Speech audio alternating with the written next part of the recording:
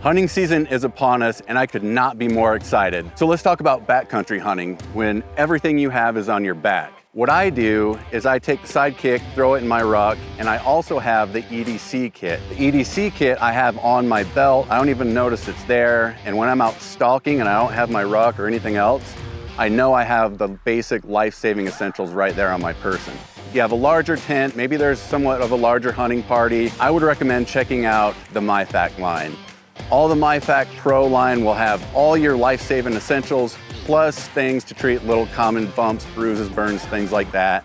So it's a great one to have at the base camp. Four-wheelers, side-by-sides, trucks, what have you, get yourself a big kit. MyFac Large Pro or bigger.